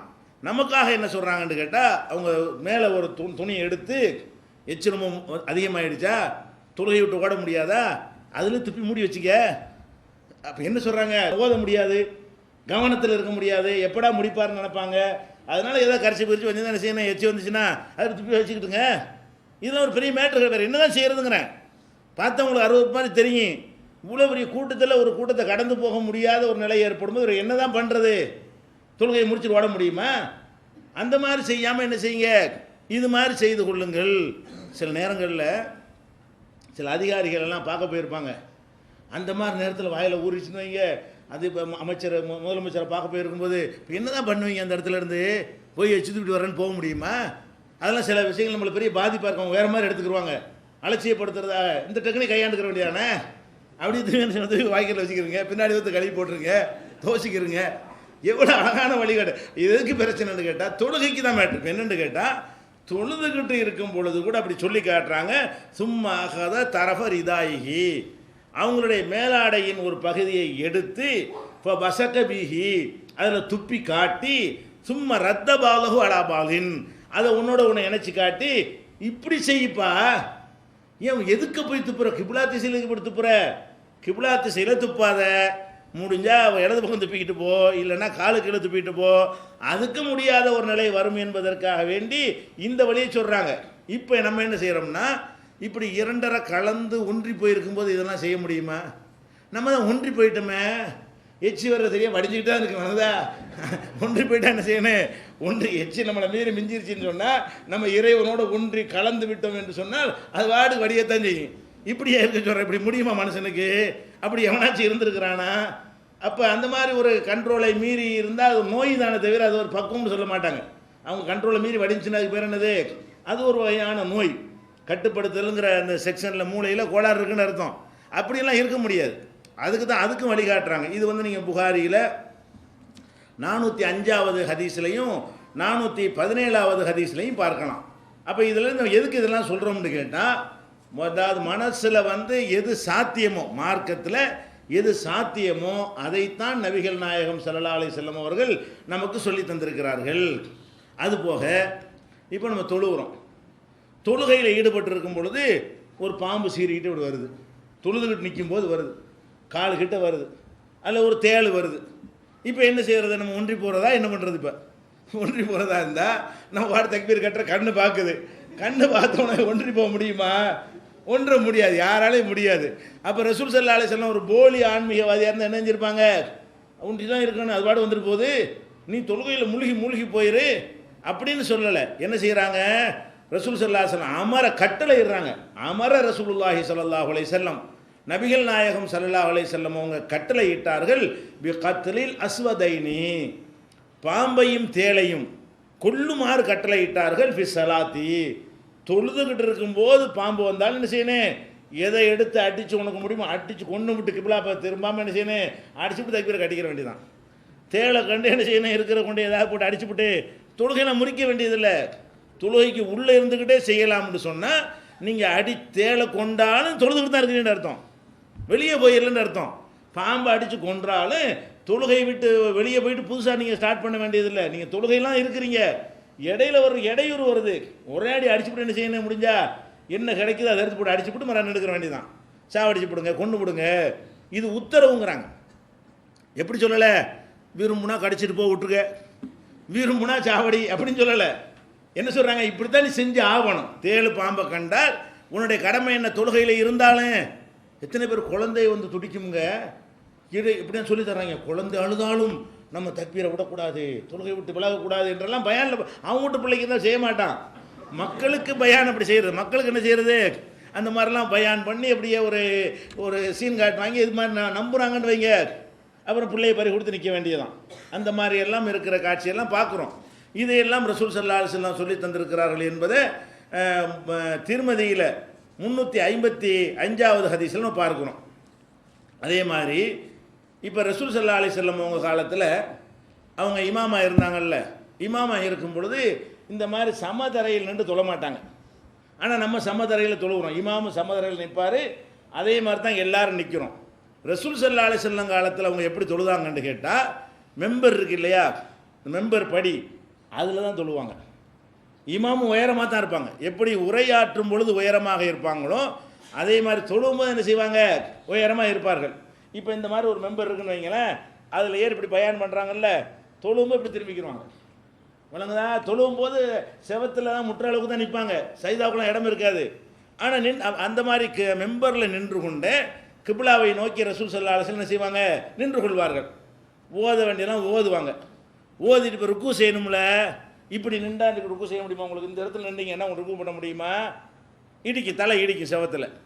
அப்போ ருக்கு பண்ணும்போது என்ன செய்வாங்கன்னு கேட்டால், தக்பீர் கட்டியிருக்காங்கல்ல, ருக்கு செய்யும் பொழுது இப்படியே பின்னாடி இறங்குவாங்களாம். அடுத்த படியில் எப்படி இறங்குவாங்க? மெம்பரில் இருந்து கொண்டு என்ன செய்வாங்க? படியை விட்டு இப்படி கீழே இறங்குனா இப்போ இடம் கிடச்சிடும்ல, அப்படி ருக்கு செய்து விட்டு இன்னொரு படி கீழே இறங்கி சைதா செய்வாங்களாம். எப்படி செய்வாங்க? மேலே இருக்கும்போது நிற்பாங்க, நிற்கும் பொழுது நிற்கிறதுக்கு மட்டும்தான் இடம் இருக்கும் படியில். இவ்வளோ பெருசாக படி போட்டு வச்சுருப்பாங்க எல்லோரும். படின்னா ஒரு ஆள் நிற்கிற மாதிரி தான் இருக்கார், தொழுகலாம் முடியாது. மேப்படியில் 3 படிக்கும் சேர்ந்தா வேண்டாம் தொழுகலாம். மேலே உட்காருவாங்களே அந்த இடத்துல என்ன செய்ய முடியாது, தொழுகலாம் முடியாது. அல்லது நிற்குவாங்களே முதல் ரெண்டாவது படியில், அதில் காலை வச்சு நிற்கலாமே தவிர ருக்கு செய்தாலும் செய்ய முடியாது. அந்த மாதிரி இருக்கும்போது ரசூல் ஸல்லல்லாஹு என்ன செய்வாங்கன்னு கேட்டால் மெம்பரில் இருந்து தொழுவாங்களா. அதனால தான் ரசூல் ஸல்லல்லாஹு அலைஹி வஸல்லம் உடைய தொழுகையை எல்லாரும் பார்த்து அறிவிக்க முடிஞ்சு. என்ன செய்கிறாங்க ஏது செய்கிறாங்கன்னா முதல் சப்பில் உள்ள ஆளுக்கு மட்டும்தான் ரசூல்லா தெரியும். ரெண்டாவது சப்பில் உள்ளவர் எப்படி பார்ப்பாரு, மூணாவது சப்பில் இருக்கிறவர் கையை உயர்த்தினார்கள் அறிவிக்க முடியும். இப்போ அறிவிக்க முடியாது. சமமாக இருந்தால் என்ன செய்ய முடியாது, முதல் சப்பில் உள்ள ஒருத்தர் பார்க்க முடியுமே தவிர கடைசி சப்பில் இருப்பவரோ 2-3 சப்பை தாண்டி இருப்பவரோ அவருக்கு முந்தைய சஃபால் மறைக்கப்பட்டுருவார், சத்தம் தான் வரும். ரசூலுல்லாவுடைய அசைவுகளை பார்க்க முடியாது. அப்போ ரசூல் ஸல்லல்லாஹு அலைஹி வஸல்லம் அது வரக்கூடாது என்பதற்காக வேண்டி அது காரணமும் சொல்லிட்டாங்க. எதுக்கு நான் இப்படி செய்கிறேன் என்றால் நீ தம்மு என்னை இந்த தொழுகையை அப்படி ஃபாலோ நீங்கள் பண்ணணும். ஃபாலோ பண்ணுறாருந்தா கொஞ்சம் உயரமாக நிற்கணும். நான் உயரமாக நின்றா தான் நீங்கள் என்ன செய்ய முடியும், நான் கையை உயர்த்துறேனா குனிகிறேனா, குனியும் போது எந்த மாதிரி இருக்கிறேன் எல்லாத்தையும் அனைவரும் பார்க்க வேண்டுமானால் அது உயரமான இடத்துல இருந்து செய்யணும் என்பதற்காக வேண்டி இப்படி செய்வார்கள். அப்போ தொழுதுகிட்டு இருக்கும்போது அப்படி பின்னாடி நகர்ந்து 2 ஸ்டெப்பு போனால் இது ஈடுபாடா? இவங்க சொல்லக்கூடிய இந்த போலி ஆன்மீகவாதிகள் சொல்கிறாங்களே அது மாதிரியான ஈடுபாடாக இருந்து அப்படி இறங்க இயலுமா? இன்னும் சொல்லப்போனால் பின்பக்கமாக இறங்குறதுக்கு ரொம்ப கவனம் வேணும். சும்மா இப்படி முன்னாடி நான் இறங்கிட்டு போயிடலாம், பின்னாடி இறங்கும்போது காலை தப்பாக வச்சா பிறண்டுருவோம், வழங்குதா? அப்போ எப்படி வைக்கணும், ரொம்ப கவனமாக அந்த இடத்துல இப்படி இருக்குது பார்த்து அப்படி கரெக்டாக வச்சா தான் அது ஒரு காலுக்கு அடுத்து ஒரு கால் வைக்கணும். 2 காலையும் சேர்த்தலாம் வைக்க முடியாது, குதிக்கவும் முடியாது, முன்னாடி தான் குதிச்சுட்டு போயிடலாம். அப்போ எவ்வளவு கவனங்கள் அந்த இடத்துல செதறுது. இறைவனோட ஒன்றி போகிறது என்கிற தன்மையை விட்டு நம்முடைய கவனம் எந்த அளவுக்கு செதறி போகும், அவ்வளவு செதறினாலும் அது அவங்கள பாதிக்கலை. இது ஏன் இப்படி தான் இருக்க முடியும்? நான் தொழுகையை கற்றுத்தர்றதுக்கு உயரமான இடத்துல இருந்து கற்றுத்தருவதாக இருந்தால் இந்த முறையில் தான் செய்ய முடியும் என்று ரசூல் ஸல்லல்லாஹு அலைஹி வஸல்லம் சொன்னார்கள் என்கிற விஷயத்தை இன்னும் சொல்ல போனால் ஹாதா ஷானுஹு, இப்படி தொழுவது தான் அவங்களுடைய வளமையாக இருந்தது. தொழுகை அவங்க நடத்துகிற விதமே நம்ம ரசூல்லா சப்புல தொழுதாங்கன்னு எப்படி யாபத்துக்கு வரேன், இப்படி தான் யாபத்துக்கு வரும். இப்போ நம்ம எப்படி எந்த முறையில் பார்க்குறோமோ அது நினைவுக்கு வரும். அல்லாஹ்வுடைய ரசூலுடைய தொழுகை முறை அந்த மாதிரி இருக்கல. உயரமான இடத்துல இருந்து கொண்டு அவங்க தொழுவாங்க. ருக்கு செய்தா செய்யும்போது பின்பக்கமாக நடந்து என்ன செய்வாங்க, ருக்கு செய்தாவை தரையில் செஞ்சுட்டு அப்புறமேல் மறு ஏறிக்கிறாங்க. அது ஒரு முக்கியம். சைதா ஒரு ரகாத் முடிஞ்சிருச்சு, அப்புறம் எந்திரிச்சிட்டு மறுபடியும் முன்னாடி ஏறி இப்படி வந்துடுறது. இவ்வளோ வேலை நடக்குது தொழுகையில். இப்போ 2.5 கலந்து ஒன்றது இருக்குமா இதில் இது சாத்தியப்படுமா? அப்போ இதில் நம்ம இன்னும் பொதுவாகவே இந்த தொழுகைங்கிற விஷயமே 2.5 கலந்து காட்டுதுங்க. எவ்வளோ மூமெண்ட் இதில் இருக்குது. 2.5 கலந்து இப்படி கட்டாயத்தை நிற்கணும். 2.5 கலந்து என்ன செய்யணும், கையை ஒசத்தணும், குனியணும், வாயு ஒன்று சொல்லணும், அப்புறம் சைதா ஒன்றும் இன்னொன்று இதை ஓதணும்னு இருக்கிறது. 2.5 கலந்து எப்படி கரெக்டாக யாவும் வச்சுக்கிற முடியும்? ருக்குவில் ஓதணும், சைதாவில் ஓதணும்னா அப்போ 2.5 கலக்கலன்னு அர்த்தம். 3 தடவை வேண்டாம், 3 தடவை தான் ஓதணும். அதான் ஓதிக்கொண்டே எண்ணிக்கிட்டு இருக்கணும், ஓதவும் செய்யணும். சுப்ஹான ரப்பியல் அலீம்னு சொல்லிட்டு விட்டால் எப்படி முடிக்கணும், 3 முடிக்கணும்ல, 3, 5, 7 சொல்லணும்னு சொன்னால் அப்போ அந்த கவனத்தை எதில் நம்பர்லையும் செலுத்த வேண்டியிருக்குது. சுப்ஹான ரப்பியல் ஆலாவில் மட்டும் செலுத்த மாட்டோம் நம்ம. இது 1, இப்போ 2 சொல்லிட்டோம், இப்போ 3 சொல்லிட்டோம், யாவும் வருதா இல்லையா? இவ்வளவும் வருது அதுக்குள்ளே. அப்போ தொழுகையிடு அந்த விஷயமே என்ன காட்டுதுன்னு கேட்டால் இப்போ இருக்கிற இபாதத்திலே அல்லாஹ்வோட ஒன்றுவது அது ஒன்று தான். நோம்புல ஒன்றுவதை விட, ஹஜ்ஜில் ஒன்றுவதை விட, வேறு எந்த தஸ்பீஹ் திக்ரில் ஒன்றுவதை விட அல்லாஹ்வோடு முனாஜாத்து உரையாடல் செய்வது எது? இந்த இதில் எச்சி துப்புறலோடு ரசூல் அப்படி தான் சொல்கிறாங்க. நீங்கள் கிப்லாவில் நோக்கி எச்சி துப்பாதீங்க தொழுவும் போது. ஏன்? ஃபைன்னஹு யுனாஜி ரப்பஹு, அவன் ரப்பிடத்தில் இறைவனிடத்தில் உரையாடுகிறான். இறைவன்கிட்ட ஒரு ஆள்கிட்ட உரையாடிட்டு இருக்கும்போது நேரம் மூஞ்சில் துப்புவியா? ஒரு ஆள்கிட்ட எதுக்கு உட்காந்து பேசிகிட்டு இருந்தோம்னா தூணு துப்புவியா? அப்போ ரசூல் அப்படி உதாரணம் காட்டுறாங்க. நீ அல்லாட்ட கிப்லா போட்டு நிற்கும் பொழுது நீ யார்கிட்ட பேசுகிற? இப்போ அல்லாட்ட நீ பேசிக்கிட்டு இருக்கிற. அல்லாவிடத்தில் பேசிகிட்டு இருக்கும்போது நேருக்கு நேரம் துப்புனேன்னு சொன்னால் அல்லாவை நோக்கி துப்புறதா ஆகுது. அதனால் தொழுகையில் அப்படி செய்யாதீங்கிறாங்க. அப்போ அதில் முக்கியமான பாயிண்ட் என்னென்னு கேட்டால் தொழுகை என்பது தான் ஆன்மீகத்திலேயே மனிதன் ஒன்றக்கூடிய ஒரு இடம். தொழுவும்போது நம்ம திங்க மாட்டோம், தொழுவும்போது குடிக்க மாட்டோம், தொழுவும்போது வேறு எந்த உலகத்து செயலையும் செய்யவே மாட்டோம். அப்போ தொழுகும்போது பல விஷயங்களில் விலகி இருக்கிறோமே, இதுதான் ஒன்றுவதில் அதிகமான ஒரு காரியம் இதில் அடங்கி இருக்கிறது. அது தொழுதுட்டு இருக்கும்போது யாராவது பேசினா பதில் சொல்லுவோமா? தஸ்பீஹ் செய்யும்போது பதில் சொல்லிடுவோமே. சுப்ஹானல்லாஹ் சுப்ஹானல்லாஹ்ங்கிறீங்க, யாராவது சோமா இருக்கீங்களா, சோமா இருக்குங்க, அல்ஹம்துலில்லாஹ் அல்ஹம்துலில்லாஹ் போம். இதெல்லாம் செஞ்சுருவோம். தொழுகை இப்படி செய்வோமா? அப்போ மனிதன் வந்து இருக்கிற இபாதத்தில், இஸ்லாத்தில் நமக்கு தந்திருக்கிற இபாதத்துகளில் அதிகமாக ஒன்றி போகிற ஒரே இபாதத்து இதுதான். அந்த ஒரு இபாதத்திலேயே அது கிடையாதுங்கிறாங்க. ஒரு இபாதத்திலேயே நீங்கள் நினைக்கிற மாதிரி இவங்க பொய் சொல்கிற மாதிரி ஒன்றுவது என்பது நடக்காது. தொழுகையில் இல்லைன்னா வேற எங்கே ஒன்றுவதுங்கிறேன். அல்லாட்ட முனாஜாத்து பண்ணும்போது நேருக்கு நேர் அல்லாட்ட ரகசியமாக உரையாடல் செய்யும் பொழுது ஒரு மனிதனுக்கு ஒன்றுவது இவ்வளவுதான் முடியும் என்றால், தொழுகைக்கு வெளியில் உள்ளதில் என்ன அளவு ஒன்ற முடியும்? இதை நம்ம வந்து என்ன செய்யணும், சிந்திச்சு பார்க்க வேண்டும். ரசூல் ஸல்லல்லாஹு அலைஹி வஸல்லம் தொழுதுகிட்டு இருக்கிறாங்க. தொழுதுகிட்டு இருக்கும்போது என்ன செய்கிறாங்கன்னு கேட்டால், சில ஆட்கள் வேக வேகமாக ஓடி வர்றாங்க. ரசூல் ஸல்லல்லாஹு அலைஹி வஸல்லம் தொழுதுகிட்டு இருக்கிறாங்க. தொழுதுகிட்டு இருக்கிறவங்களுக்கு வந்து வேக வேகமாக ஓடுறது வந்து முன்னாடி தொழுதாலும் தெரியும். எப்படி தெரியும்? அந்த சலசலப்பு தெரியும், ஒரு சத்தம் கேட்கும், ஒரு மாதிரி இறைச்செல்லாம் கேட்கும். அப்போ ரசூல் ஸல்லல்லாஹு அலைஹி வஸல்லம் ஓதிக்கிட்டு இருக்கும் பொழுது அவங்களுக்கு எது தெரியுது? இந்த ஆளுக்கு வேக வேகமாக ஓடி வர்றாங்க ருக்குவில் சேர்றதுக்காக வேண்டி. ருக்குவில் சேர்ந்தால் தான் ரக்காத்து கிடைக்கும். கொஞ்சம் லேட் ஆகிடுச்சுன்னா ரக்காத்து போயிருமேங்கிறதுக்காக வேண்டி அங்கே ரசூலுல்லாஹ் தொழுகை நடத்திக்கிட்டு இருக்கும்போது வேக வேகமாக வர்றாங்க. வேக வேகமாக வரும்பொழுது காலடி ஓசையை வைத்து அவங்களுக்குள்ள அந்த அசைவுகள் வைத்து முன்னாடி இருக்கிறவங்க என்னமோ நடக்குதுங்கிறது தெரிஞ்சிடும். கண்ணை மூடிட்டு இருந்தால் கூட ஒரு சலசலப்பு இருந்தால் நமக்கு தெரியுதா இல்லையா? இதில் ஒரு சலசலப்பு ஏற்படுது. அப்போ இதை வந்து கவனித்து முடித்துட்டு தொழுது முடிச்சோன்னு என்ன செய்கிறாங்க, ஏன்ப்பா என்னப்பா விஷயம், ஏன் இப்படி ஓடி ஓடி வர்றீங்க, சலாம் கொடுத்து முடித்தோன்னு கேட்குறாங்க. அப்போ அவங்க என்ன செய்கிறாங்க, இஸ்தாஜல்னா இல சலாத், தொழுகைக்கு தானே வேகமாக வந்தோம், வேகமாக வேறு எங்கே போயிட்டோம் அப்படின்னு சஹாபாக்கள் என்ன பதில் சொல்கிறாங்க, என்னப்பா சலசலப்புன்னு கேட்டால், தொழுகைக்கு வேகமாக வந்தோம், சீக்கிரம் வந்து அவங்க ஜமாத்தில் சேர்ந்துக்கிறலாம்ல, ருக்கு செய்தா எல்லாம் கிடைக்கும்ல, அதுக்காகத்தான் வந்தோம் அப்படிங்கிறாங்க. அப்போ ரசூல் ஸல்லல்லாஹு அலைஹி வஸல்லம் சொல்கிறாங்க, ஃபலா தஃபாலு, அப்படி செய்யாதீங்க. இதா அத்தைத்துமு சலாத்த, தொழுகைக்கு நீங்கள் வந்தால் அலைக்கும் பி சக்கீனா, நிதானமாக தான் வரணும். கிடைச்சதில் சேர்ந்துக்கிறங்க, விட்டதை பிந்தி எந்த தொழுவுங்க. அதுக்கு ஏன் ஓடி வர்றீங்க? ருக்கு போனால் போயிட்டு போதுங்கிறேன். ரசூலுல்லாஹ் சொல்கிறாங்க, சைதா போனால் போயிட்டு போகுது. எது கிடைக்குதோ இமாம்கிட்ட வந்து நீங்கள் சேரும் பொழுது அத்தையாத்தான் கிடைக்கும்னா அது கிடைச்சிட்டு போகுது. அப்போ தொழுதுட்டு இந்த மாதிரி காலத்தில் தொழுதுட்டு ஓடி வந்தான்னு வைங்க, தொழுகைக்காக வேண்டி வலிக்கு விழுந்துருவான் மொசைக்கிளையெல்லாம். ஆள் 10 பேர் 15 பேர் ஓடி வந்தானே என்ன ஆகும்? அதெல்லாம் கவனிக்கிறாங்க. அதெல்லாம் எவ்வளோ அழகான மார்க்குன்னு பாருங்கள். அந்த காலத்தில் ஓடி வர்றதுனால ஒரு பாதிப்பும் வராது. இந்த காலத்தில் நம்ம பள்ளிவாசலில் வீடுகளை விட வலுவலுன்னு போட்டிருக்கோம் தரைகள்லாம். அந்த மாதிரி போட்டிருக்கிற இடத்துல ஓடி வந்தான்னு சொன்னால் வழுக்குனாடா அவ்வளோதான் முடிஞ்சு போச்சு, மண்ணு தெரிச்சு போயிடும். அப்போ அந்த மாதிரிலாம் வரக்கூடாதுங்கிறதுக்கா என்ன சொல்கிறாங்க, தொழுகை நடந்து கொண்டு இருந்தால் ஒழு செய்து விட்டு நிதானமாக ஒரு காரியத்தை செய்வதற்கு எப்படி நிதானமாக போவோமோ அது மாதிரி வரணும். இமாம் எதில் இருக்கிறாரோ அதுக்கு ருக்கு போனால் போயிட்டு போகிறாரு, சைதாவில் போய் சேர்ந்துக்கிறோம், விட்டதை பிந்தி தொழுதுக்குருவோம் என்று ரசூல் ஸல்லல்லாஹு அலைஹி வஸல்லம் அவங்க வழிகாட்டுறாங்க. வழிகாட்டு என்ன செய்கிறாங்க, ஃபமா அதற்கு தும்ப சல்லு, கிடைச்சதில் சேர்ந்துக்கிறங்க, ஒமா ஃபாத்தக்கும் ஃபாத்திமும், எது விட்டுருச்சோ எந்திரிச்சு தொழுவுங்க, இல்லை எதுக்கு போட்டு அழட்டிக்கிறீங்க என்று சொல்கிறாங்க. அது மேட்ரு இல்லை. இப்போ அதுக்காக இதை சொல்லலை. தொழுதுகிட்டு இருக்கிறவங்களுக்கு இது ஏன் கேட்கணும்? ரசூல் ஸல்லல்லாஹு அலைஹி வஸல்லம் தொழுதுகிட்டு இருக்கிறாங்க. அப்படி ஒன்றி போய் இருந்தால் யார் ஓடி வந்தா என்னவா இருந்தா என்ன, முதல் காதில் விழுவும். அதெல்லாம் இப்படி 2 கலந்து அப்படியே இறைவனோடு ஒன்றாயிட்டாங்க. அது மாதிரியான ஒரு ஸ்டேஜ் மார்க்கத்தில் இருக்குமே. ஆனால் அவங்க ஏன் இதை கவனித்தாங்க, சலாம் கொடுத்துட்டு இதை சொன்னாங்க, எண்ணத்துக்கு வேக வேகமாக ஓடி வந்தியேன்னு கேட்டால் அதுக்கு காது கொடுத்தாங்கன்னு தான் அர்த்தம், கவனத்தை கொடுத்தாங்கன்னு தான் அர்த்தம். ஒன்றில் கவனத்தை கொடுத்தா இன்னொன்றில் கவனம் குறையத்தானே செய்யும். இதுக்கு கவனம் கொடுத்தா அல்லாஹ்வுடைய கவனம் குறையுமா இல்லையா?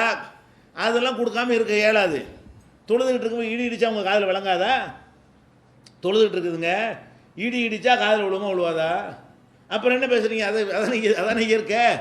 அந்த மாதிரி விஷயந்தான். அப்போ அந்த மாதிரியான ஒரு அடிப்படையில் தான் நீங்கள் நடக்கணும் என்று ரசூல் ஸல்லல்லாஹு அலைஹி வஸல்லம் சொன்னது புகாரியில் 635வது ஹதீஸில் நீங்கள் பார்க்கலாம். இதே மாதிரி வந்து நபிகள் நாயகம் ஸல்லல்லாஹு அலைஹி வஸல்லம் அவங்களுடைய தொழுகையை பற்றி சஹாபாக்கள்கிட்ட தாபியீன்கள் கேட்குறாங்க. இது ரசூலுல்லாஹ் காலத்துக்கு பிந்தி. ரசூல் ஸல்லல்லாஹு அலைஹி வஸல்லம் காலத்துக்கு பின்னாடி சஹாபாக்களுக்கு அடுத்த தலைமுறையில் உள்ள ஒருத்தர் வந்து அபூ மாமர் என்பவர் கேட்குறாரு. யார்கிட்ட? ஹப்பாபுங்கிட்ட கேட்குறாரு.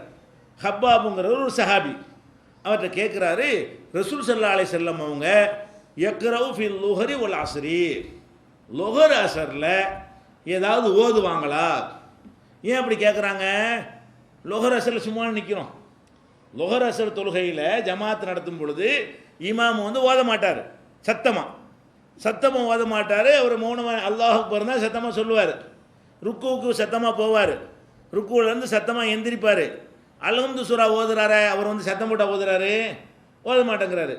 அப்போ இதை பார்க்குறாங்க. ஏன்னா புதுசு தானே, இப்போ நமக்கு எல்லாம் தெரிஞ்சு போச்சு, ரகசியமாக ஓதிக்கலாம்னு சொல்லி. அந்த காலத்தில் அப்போ தான் புதுசு, இப்போ தான் இஸ்லாத்தை அறிந்து கொள்கிறாங்க. இப்போ தொழுகிற முறையை கேட்குறாங்க. 3 தொழுகையில் ஓதுறது விளங்குது. ஃபஜ்ரில் இமாம் சத்தம் போட்டு ஓதுறாரு, மகரிபில் இமாம் சத்தமாக ஓதுறாரு, இஷாவில் இமாம் 2 ரகாத்தில் சத்தமாக ஓதுறாரு, லொஹர் அசரில் சும்மா நிற்கிறாரு. அப்போ சும்மா தான் நிற்கணுமா எதுவும் ஓதணுமான்னு இவர் டவுட்டு. இமாம் சும்மா நிற்கிறார்ல, சும்மா தான் போய் நின்றுக்கிட்டு இருக்கணுமா, எதையாவது ஓதணுமா, ரசூலுல்லாஹ் ஓதி இருக்கிறாங்களா அப்படின்னு சொல்லி ஹப்பாப்கிட்ட வந்து கேட்குறாங்க. எப்படி அக்கான ரசூலுல்லாஹி ஸல்லல்லாஹு அலைஹி வஸல்லம் யக்ரவு ஃபில் லுஹரி வல் அஸ்ரி, லொஹர் தொழுகையிலையும் அசர் தொழுகையிலையும் ரசூல் ஸல்லல்லாஹு அலைஹி வஸல்லம் ஏதாவது ஓதுவாங்களா அப்படின்னு கேட்குறாரு. அப்போ ஹப்பாப் சொல்கிறார், ஆமாம் ஓதுவாங்க அப்படிங்கிறாரு. அவர் விட மாட்டேங்கிறாரு. அது எப்படி உங்களுக்கு தெரியும்?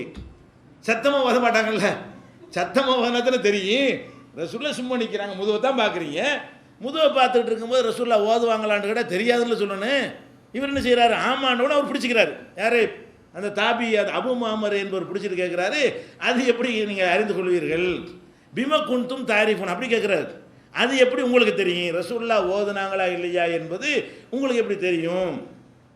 அப்போ அவர் சொல்கிறாரு, அவங்களுடைய தாடை அசைவை கொண்டு நாங்கள் அறிந்து கொள்வோம். ரசூலுல்லாஹ் முன்னாடி நிற்பாங்க, தாடை அசைவை கொண்டு அறிந்து கொள்வோம். தாடை அசைவு உண்டா எப்படி? ரசூலுல்லாஹ்வுக்கு நேர் பின்னாடி ஒருத்தர் இருக்காருன்னு வைங்க, அவருக்கு தாடை பார்க்க இயலாது. கரெக்டாக முதுகு தான் தெரியும், கரெக்டாக பெடரி தான் தெரியும். எது தெரியாது? தாடை தெரியாது. தாடை வந்து சைடுக்கு தான் தெரியும். யாருக்கு தெரியும்? ரசூலுல்லாஹ் அங்கே நின்றாங்கன்னா இங்கே இருக்கிற ஆளுக்கும் இங்கே நிற்கிற ஆளுக்கும் தெரியும், நேருக்கு நேரம் நிற்கிற ஆளுக்கு தெரியாது. அப்போ இந்த சஹாபாக்கள் என்ன பண்ணுறாங்க, தொழுவும் போது இப்படி கடக்கன்னு இப்படி பார்க்குறாங்க. அதான் அர்த்தம். அப்போ தான் தெரிஞ்சிருக்கு. இப்படி பார்க்குறேன், சும்மா நிற்கிறாங்களே ரசூலுல்லாஹ்னு சொல்லி தக்பீர் கட்டிட்டு இப்படி பார்க்குறாங்க. பார்த்தா வாய் அசையுது. வாய் அசைகிறது தெரியுதா இல்லையா? சைட்லேருந்து பார்த்தோம்னு சொன்னால் சும்மா வாய் அசைமெண்ட்டு சாப்பிட்டாருங்க அப்படின்னா ஓதத்தானே செய்கிறாங்க. அப்படி வாய் அசைஞ்சா சாப்பிட்றாங்கன்னு விளங்குவாங்க, இதை வச்சு ஓதுறாங்கன்னு விளங்க முடியும் தானே. அவர் சொல்கிறார், எப்படி நாங்கள் விளங்கிக் கொள்வோம் என்றால் அவங்களுடைய தாடை அசைவு நாங்கள் பார்ப்போம். அப்படின்னா கடைக்கண் பார்வை பார்க்கலாம், விளங்குதுல. தொழுகையில் இருக்கும் பொழுது தேவைப்படுச்சுன்னு சொன்னால் இவரையும் அதை போய் பார்க்குறாரு. இல்லை ஈஸியான நான் சலாம் கொடுத்து முடித்தவொடனே எதுவும் ஓதணுமான்னு கேட்டுடலாமே. ரசூலுல்லாஹ் தொழுதுகிறது முடித்த பிறகு சும்மா நிற்கிறீங்களே, ஏதாவது ஓதணுமா, என்ன ஓதுனீங்களான்னா ஆமான்ட்டு போகிறாங்க, இல்லைன்ட்டு போகிறாங்க. இவர் என்ன செய்கிறாரு, அதுலேயும் நாங்கள் தெரிஞ்சுக்கிறோங்கிறாரு. அதுவும் உயரமாக வேறு நிற்கிறாங்களா, எங்கேருந்து பார்த்தாலும் தெரியுமா இல்லையா? அப்போ உயரமாக இருந்து அப்படி தொழக்கூடிய நேரத்தில் நபிகள் நாயகம் ஸல்லல்லாஹு அலைஹி வஸல்லம் அவர்கள் ஓதுவார்கள். லொஹர் தொழுகையிலையும் அசர் தொழுகையிலையும் சத்தமாக ஓத மாட்டாங்களே தவிர வாய்க்குள்ளே என்ன செய்வாங்க, ஓதுவாங்க. இந்த தாடை அசைவில் எங்களுக்கு தெரியும் அப்படின்னு சொன்ன ஒரு செய்தி புகாரியில் 746, 760, 761, 777 ஆகிய ஹதீஸ்களில் பார்க்குறோம். அப்போ இதில் என்ன விளங்குதுன்னா, ஒரு ரசூலுல்லாஹ்வை பின்பற்றி தொழக்கூடிய நேரத்தில் சஹாபாக்கள் இப்படி நடந்திருக்கிறாங்க. அது ஒரு தவறான ஒரு மேஜர் மிஸ்டேக்காக இருக்குமே, ஆனால் அல்லாட்டிருந்து வஹி வந்திருக்கும், உனக்கு பின்னாடி ஆளுக்கு சரியாக தொழுவலை, இப்படி கடைக்கண்ணில் பார்க்குறாங்க என்று அல்லாஹ் நினைஞ்சிருப்பான், அறிவித்து கொடுத்துரும். இதே வழக்கமாக நடந்துக்கிட்டு இருக்கிறது. அப்போ அதை வந்து நீ அதை தடுக்காமல் இருந்ததிலிருந்து நமக்கு என்ன விளங்குது, இது ஒரு மேட்ரு இல்லை. சைடாத்துக்கு இவ்வளோப்பட்டும் திரும்பாமல் இப்படி கண்ணை இப்படி போகிறவனும் தப்பு கிடையாது.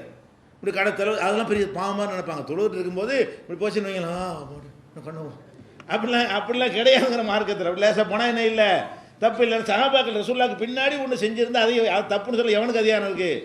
அல்லாஹ்வுடைய ரசூலை பின்பற்றி தொழுகிறாங்க. சஹாபாக்கள் இபாதத்து எல்லாத்துலேயும் கூடுனவங்க, நம்மளை விட எல்லா வகையிலையும் மேம்பட்ட நிலையில் இருந்தவங்க. அவங்க ஒன்றை செய்து அது ரசூல் ஸல்லல்லாஹு அலைஹி வஸல்லம் தடுக்காமல் இருந்திருக்கிறாங்கன்னா அதை போய் இன்னொருத்தன் தடுக்க முடியுமா? அது யாரோ குற்றம்னு சொல்கிறதுக்கு யாருக்கு அதிகாரம் வருமா? அப்படி வழங்கி கொள்ள வேண்டும் இந்த விஷயத்தை. அடுத்து என்னென்னு கேட்டால், ரசூல் ஸல்லல்லாஹு அலைஹி வஸல்லம் அவங்களுக்கு பின்னாடி ஃபஜ்ர் தொழுகை நடக்குது. எதுக்கு இந்த தொழுகை விஷயத்தை சொல்கிறனால விளங்கிக்கிறேன், எதுக்காக இந்த தொழுகை மேற்றையாக சொல்கிறோம்னு கேட்டால், மனிதன் வந்து முழுசாக இறைவனை ஒன்ற இடம்ங்கிறது இந்த தொழுகை என்று தான் நம்ம நினைக்கிறோம். மார்க்கும் அப்படித்தான் சொல்கிறது. முழுசை இவ்வளவு தான். முழுசுங்கிறது என்னது, முழுசாக தான் ஒன்றுகிறோம், சந்தேகம் கிடையாது. முழுசு இவ்வளவு தான், இந்த பாதி தான் முழுசு. இந்த பாதி ஒன்றம் பாருங்களேன், இந்த பாதி தான் முழுசே இவ்வளவு தானே தவிர முழுசுன்னு சொல்லிட்டு என்ன செய்யக்கூடாது, இல்லாத செய்ய போகிறேன்னு கற்பனை பண்ணிடக்கூடாது. அப்போ முழுசாக ஒன்றுவது என்பதுக்கு அர்த்தமே என்னன்னு கேட்டால், இந்த மாதிரி மனிதர்கிட்ட பேசாமல், அதாவது உலக காரியங்களில் ஈடுபடாமல், ஓரளவுக்கு என்ன செய்யணும், ஓத வேண்டியதை ஓதி, ருக்கு செய்கிற செஞ்சு, அப்படி இடையில செய்தான் வந்து குழப்பம் வந்தான்னு சொன்னால் அதுக்கு அவனை எதிர்த்து நின்று பேச பண்ணி இவ்வளவுதான் செய்ய முடியும் என்பது என்ன செய்யணும், விளங்கி கொண்டோமையானால் நம்முடைய இபாதத்துகளில் வந்து நம்ம கரெக்டாக இருக்கிறோங்கிற மாதிரி நினச்சோம்னா அதுவே ஒரு நன்மை தரக்கூடியதாக மாறிடும். இபாதத்தை விட மாட்டோம், இபாதத்தை விட ஓடி போயிட மாட்டோம். நம்ம தொழுகை தெரியல ஒரு பயனும் இல்லை, வேஸ்ட்டு, இதுக்கெல்லாம் கூலி தர மாட்டான். இந்த மாதிரி அவனே இப்படி படைச்சிட்டு அப்படி செய்வானா? நம்மளை அந்த மாதிரி படைத்து விட்டு இப்படியான மனநிலை உள்ளவர்களாகத்தான் அவனே நம்மளை உருவாக்கி விட்டு ஏன்டா அப்படி செஞ்சாண்டா இப்படி கேட்பான். அல்லாஹ் வந்து எவ்வளோ பெரிய ஹக்கீம், எவ்வளோ பெரிய கருணையாளன். அவன் நம்மளை ஒரு டைப்பாக படைச்சிப்புட்டு அதில் நமக்கு எந்த சம்மந்தம் இல்லாமல் இருக்க மாட்ட கேள்வியை கேட்பான். இடிச்சா காதில் உழுவுற மாதிரி நம்மளை அவன் தானே படைச்சிருக்கிறான். தொழுகையில் இருந்தாலும் உழுவுற மாதிரி தானே படைச்சிருக்கிறான். தொழுகையில் இருந்தாலும் தேள் வர்றது தெரியத்தானே செய்யுது. செல்ஃபோன் வச்சு சொல்லுவான், முன்னாடி எடுத்து ஓடி போயிடுவாங்க. விட்டுச்சு அடிப்பியா அவனதான். தொழுகையில் இருக்கும்போது செல்ஃபோனை வச்சு எடுத்தானே செய்யணும், கையை பிடிச்சி சாத்தணுமே தவிர தொழுவுறமே போனா தொழுகையான்னா என்ன ஆகுறது, அதெல்லாம் கிடையாது. பூட்டை விடக்கூடாது வழங்குதா. அந்த மாதிரி நம்ம செய்து கொள்ள வேண்டும். செருப்பை போட்டு தொழுவ சொல்கிற மார்க்கம், செருப்பு அங்கே வச்சுட்டு இங்கே வந்து என்ன செய்யறான், கல்பு பூரா செருப்பில் இருக்குது. உலக வசந்த செருப்பாக இருந்துச்சுன்னு சொன்னால் எவன் தூக்கிடுவான்னு. இங்கெல்லாம் போட்டு வர முடியாது, மண் தரையாக இருக்குமே. ஆனால் ரசூல் ஸல்லல்லாஹு அலைஹி வஸல்லம் காலத்தில் வந்து சஹாபாக்கள் ரசூலுல்லாஹ் எல்லாருமே செருப்பை போட்டு தான் தொழுவாங்க. அப்படி தொழுங்கன்னு கட்டளை இட்டார்கள், யூதர்களுக்கு நீங்கள் மாறு செய்யுங்கள், செருப்பு அணிந்து தொழுங்கள். அப்படியான ஒரு மார்க்கம். ஏன்னா செருப்பை வெளியே விட்டு வந்தால் ஈடுபாடு இருக்குது, நம்முடைய பொருள் ஒன்று வெளியில் கிடக்குமே. ஆனால் நமக்கு எப்படி தொழுகையில் ஈடுபாடு வரும்? அந்த மாதிரியான ஒரு அடிப்படையெல்லாம் ரசூலுல்லாஹ் கவனிச்சிருக்கிறாங்க. அடுத்து என்ன, அந்த சுபு தொழுகை தொழுகும் பொழுது ரசூல் ஸல்லல்லாஹு அலைஹி வஸல்லம் ஓதுறாங்க. ஓதிக்கிட்டு இருக்கும் பொழுது ஒரு ஆள் என்ன செய்கிறாருன்னு கேட்டால் அவரும் ஓதுறாரு. ரசூல் ஸல்லல்லாஹு அலைஹி வஸல்லம் ஓதிக்கிட்டு இருக்கிறாங்க, அவர் பின்னாடி என்ன செய்கிறாரு, ஓதுறாரு. ஓதுனா அந்த ஹதீஸில் வருது, ஃபஸகுலத்து அலைஹில் கிராத்து, ஓதுறது அவங்களுக்கு பயங்கர சிரமமாக இருக்குது. முடியாது தானே, நம்ம ஒன்று ஓதிக்கிட்டு இருக்கிறோம், இன்னொருத்தர் கத்தினாருன்னு வைங்க, நமக்கு வராது. மனப்பாடம் பண்ணியிருந்தால் கூட கரெக்டாக கோர்வையாக வராது. பார்த்து ஓதுனாலும் வராது. ரசூலுல்லாஹ்க்கு பார்த்து ஓத தெரியாது, எழுத படிக்க தெரியாது. தொழுகைக்குள்ளே போட்டு பார்த்து ஓதுற கான்செப்ட் வராது. அப்போ தொழுகையில் ரசூல் ஸல்லல்லாஹு அலைஹி வஸல்லம் ஓதிக்கிட்டு இருக்கும் பொழுது ஒரு ஆள் அவர் பின்னாடியும் ஓதுறாருன்னு சொன்னால் அடுத்த வசனம் நமக்கு வராது. ஏன், அந்த காதும் வாயும் சேர்ந்து கவனத்தில் இருக்கணும். நம்ம ஓதுற நம்ம கேட்கணும், முதல்ல வணங்கிக்கணும். நம்ம ஓதுறோம்னு சொன்னால் வாய் பாட்டுக்கு ஓதட்டும், காது பாட்டு கேட்கட்டும்னு இருக்க முடியுமா யாருக்காச்சும்? ஏன்னா ஓதுறது வாய் தான், காது கேட்குது. அப்போ நான் பாட்டு பேசிக்கிட்டு இருக்கும் பொழுது நீங்கள் காதில் கேட்டு நீங்களும் பேசிக்கிட்டு இருந்தா இப்படி இருக்க முடியாது. மனிதனுக்கு என்ன செய்ய முடியாது, காதுக்கு நீங்கள் வந்து செவி கொடுத்தீர்களே ஆனால் உங்கள் வாயை மூடிடணும். அதுக்கு தான் அல்லாஹ் கூட குர்ஆனில் சொன்னான், இதா குறியல் குர்ஆனும், குர்ஆன் ஓதப்படுமையானால் ஃபஸ்தமி உலகு, செவிதாழ்த்தி கேளுங்கள், வான்சித்து வாயை மூடுங்கள். குர்ஆனை கேட்குற முறையே என்ன, செவியையும் தாழ்த்தனே, வாயை மூடணும். வாயை திறந்தால் செவி தாழ்த்த இயலாது. ரெண்டும் ஒன்றோட ஒன்று பின்னி பிணைஞ்சிருக்கக்கூடிய ஒரு விஷயம். இப்போ ரசூல் ஸல்லல்லாஹு அலைஹி வஸல்லம் அவங்க ஓதுறாங்கன்னா அவங்க ஓதுறது ரசூலுல்லாஹ்க்கு மட்டும் இல்லை, நீங்கள் ஓதுனாலும் சரி, அவங்க ஓதுறது அவங்களுக்கு விளங்கணும், அவங்க காதில் விழணும். விழுந்தால் தான் அடுத்த வார்த்தைக்கு அந்த மூளை வேலை செய்யும். அல்ஹம்துலில்லாஹி ரப்பில் ஆலமீன் நான் சொன்னேன்னு சொன்னால் அது என் காதில் விழுந்தால் தான் அர் ரஹ்மானிர் ரஹீம்னு அடுத்த வார்த்தை வரும், மாலிக் யௌமிதீன் அடுத்த வார்த்தை வரும். அந்த கோர்வை வந்து இதனோட சம்மந்தப்பட்டு, காதோட சம்மந்தப்பட்டு இருக்கிறது. அப்போ ரசூல் ஸல்லல்லாஹு அலைஹி வஸல்லம் ஓதி கொண்டிருக்கும் பொழுது அவரும் ஒருத்தர் ஓதுனவுன சக்குலத்து அலைஹில் கிராத்து, ஓதுறது அவங்களுக்கு பெரும் சிரமமாகிவிட்டது, கஷ்டமாயிடுச்சு, முடியல. அடுத்த வசனம் என்ன சொல்கிறதுன்னு தடுமாறுறாங்க. ஏன்னா இவர் கத்துறதுனால, இவர் விளங்காமல் கத்துறாரு. புதுசாக வந்த ஆளுக்கு தானே, அப்போ தானே தொழுகை முறைலாம் கற்றுக்குறாங்க. தொழுது முடித்தவொடனே அல்லக்கும் தக்கரவுன ஹல்ஃப இமாமிக்கும், ஏப்பா இமாமுக்கு பின்னாடி நீங்கள் ஓதிக்கிட்டு இருந்தீங்களா?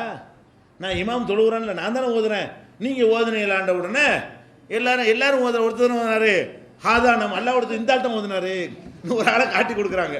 சஹாபாக்கள் என்ன செய்கிறாங்க, நாங்கள் ஓதணும்னு சொல்லாமல் ஹாதா நாம் இவர் தான் ஓதுனாருன்னு ஒரு ஆளை காட்டுறாங்க.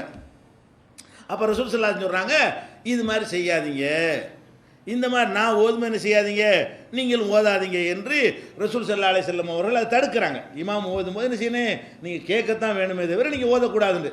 இது எதுக்காக சொல்கிறோம், ஒன்றி போய் இருந்தால் யார் ஓதுனா எனக்கு என்ன, நான் பாட்டு ஓதிட்டு இருக்க வேண்டியது தானே, யார் ஓதுனா அதையே என் காதில் விழுவுது, நான் தான் இறைவனோட உரையாடி கொண்டிருக்கிறேனே, 2.5 கலந்துருக்கிறேனே, அடுத்தவன் ஓதுறதுன்னு என் காதுலையும் விழு அப்படி இருக்க முடிஞ்சா அவங்களுக்கு சிரமமாக இருக்கிறது, ஓதுவதற்கு சிரமப்படுறாங்க, கஷ்டப்படுறாங்க.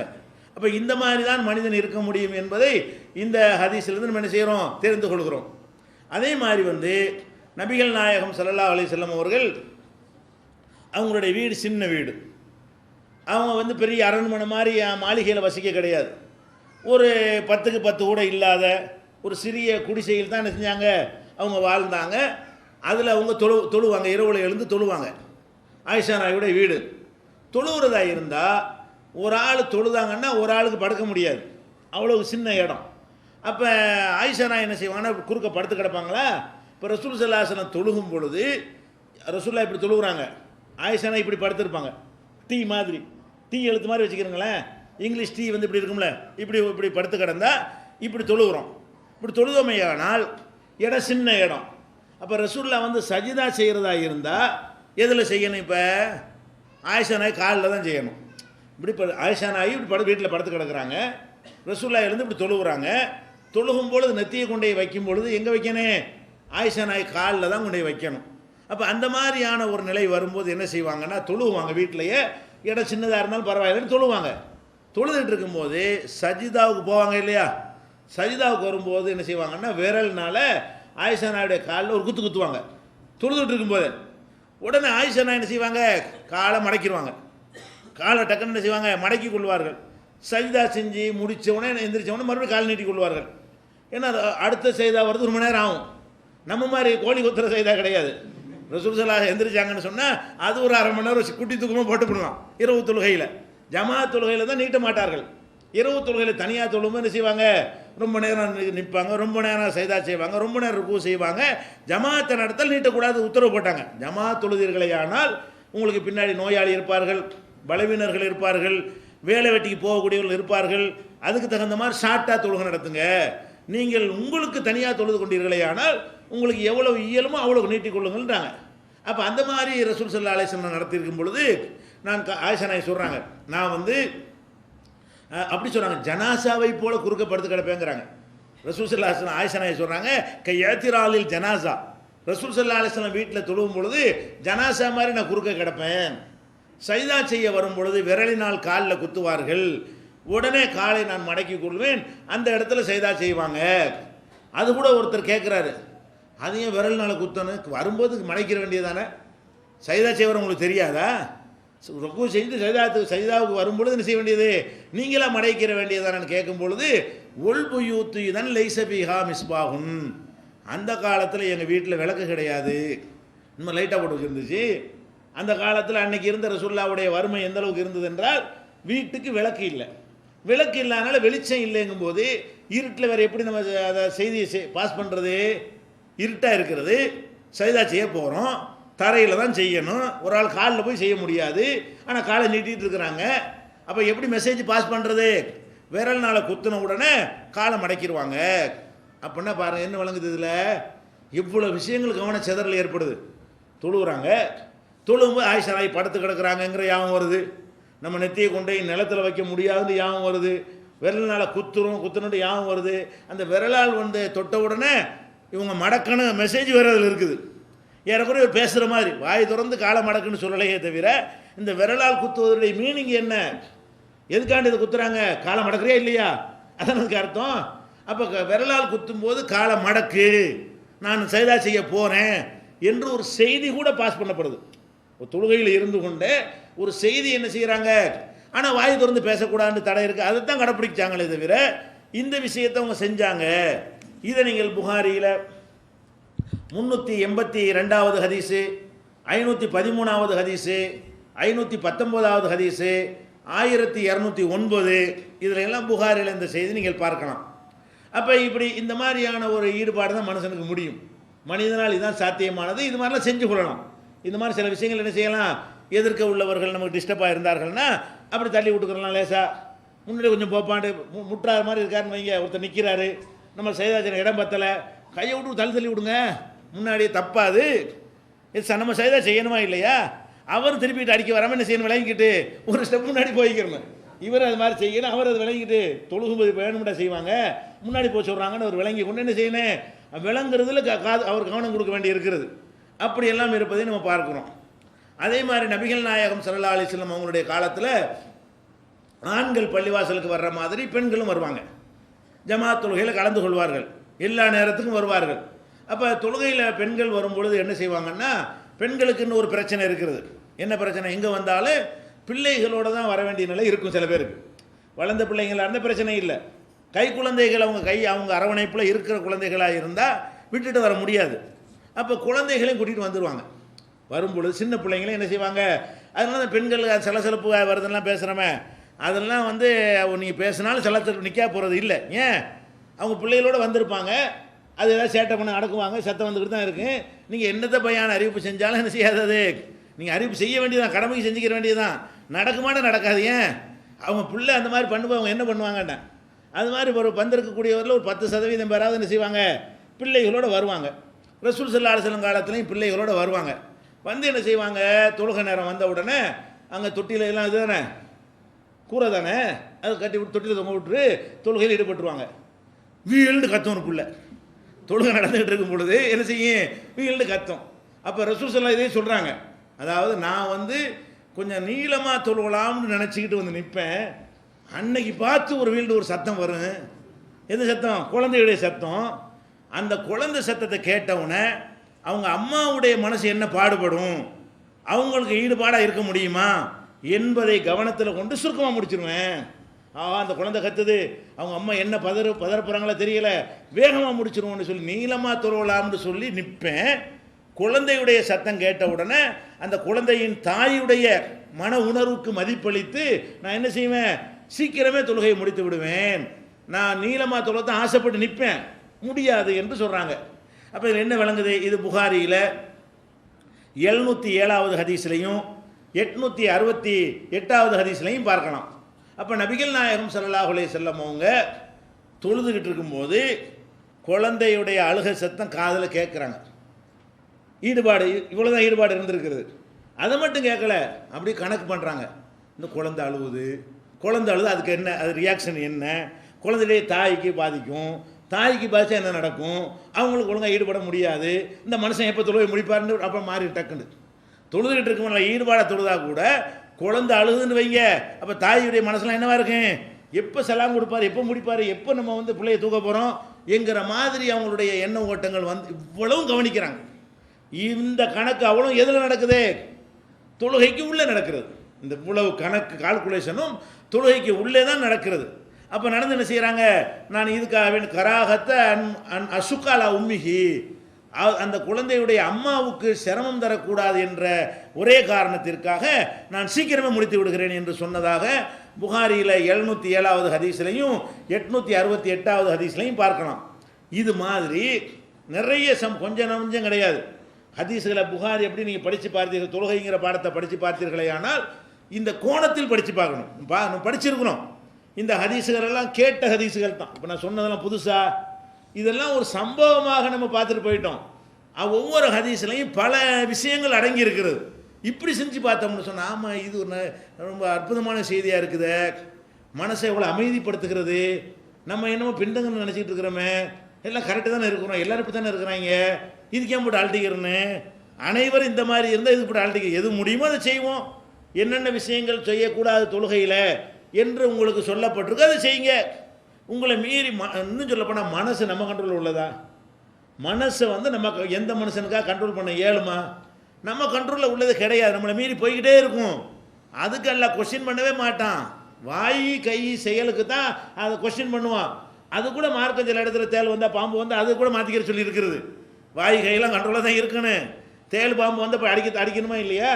அப்போ இந்த மாதிரியான ஒரு ஆன்மீகம் இருக்கிறது என்பதை புரிந்து கொண்டோமே, ஆனால் நம்ம இபாதத்துகளில் பின்தங்கி இருக்கிறோம், முழு ஈடுபாடு இல்லை, நம்ம வந்து இறைவனோடு ஒன்ற முடியலை என்ற ஒரு மனக்குழப்பம் யாருக்காவது இருக்குமே, ஆனால் அது இதோடு விலக வேண்டும்.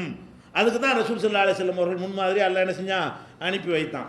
இது ரெண்டு விஷயத்தை பார்த்திருக்கிறோம். இந்த மனக்குழப்பத்தில் ஆன்மீகம் சம்பந்தமாக இறைவன் இருக்கிறானா என்பதில் ஒரு சந்தேகம், 100% நமக்கு நம்பிக்கை வரலையே, நாம் சரியான ஒரு இறையச்சத்தோடும் சரியான ஒரு ஈமானோடு இருக்கிறோமா என்று அடுத்த சந்தேகம் வறுமையானால், இந்த ரெண்டுமே ஒரு சைத்தானுடைய ஊசலாட்டம். இதை பற்றி நீங்கள் அழட்டிக்கிறாதீங்க, இந்த மனநோயை நம்ம என்ன செய்கிறோம், தீர்த்து கொள்கிறோம்.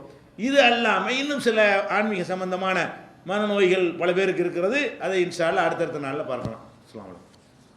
மூன் பப்ளிகேஷன்ஸ் வெளியீடுகள் இஸ்லாமிய அடிப்படை கல்வி, திருமுறையின் தோற்றுவாய், திருக்குரானில் அறிவியல் சான்றுகள் பாகம் 1, அர்த்தமுள்ள கேள்விகளும் அறிவுபூர்வமான பதில்களும், குரான் கூறும் ஓரிரை கொள்கை, நபி வழியில் தொழுகை சட்டங்கள், மாமனிதர் நபிகள் நாயகம், குரான் மட்டும் போதுமா, ஹதீஸ்கள் குரானுக்கு முரண்படுமா, அழகிய இஸ்லாமிய பெயர்கள், இதுதான் பைபிள், ஜனாசாவின் சட்டங்கள், ஏகத்துவமும் இணை வைப்பும், திருக்குரானின் அறிவியல் சான்றுகள் பாகம் 2, இஸ்லாம் பெண்கள் உரிமையை பறிக்கிறதா, பிறை ஓர் விளக்கம், இஸ்லாம் ஓர் இனிய மார்க்கம், நபித்தோழியர் வரலாறு, குற்றச்சாட்டுகளும் பதில்களும், நோன்பு, இயேசு இறைமகனா, வருமுன் உரைத்த இஸ்லாம், உண்மை தோழர் அபுபக்கர் அலி, பெண்களுக்கான நபி வழி சட்டங்கள், அறிவுச்சுடர் அன்னை ஐசார் அலி, இஸ்லாத்தில் சொர்க்கம் நரகம், நபித்தோழர்களும் நமது நிலையும், துவாக்களின் தொகுப்பு, முகைதீன் மௌலிது ஒரு ஆய்வு, குரானை எளிதில் ஓதிட, நபிகள் நாயகம் பல திருமணம் செய்தது ஏன், யாக்குத்பா ஒரு ஆய்வு, நபி வழியில் நம்ஹஜ், நபி வழியில் குழந்தை வளர்ப்பு, தராவி தொழுகை ஒரு ஆய்வு, ஜக்காத் ஒரு ஆய்வு, இஸ்லாத்தில் இல்லறம், கியாமத் நாளின் 10 அடையாளங்கள், நபிகளாரின் நற்போதனைகள், மன்னரை வாழ்க்கை,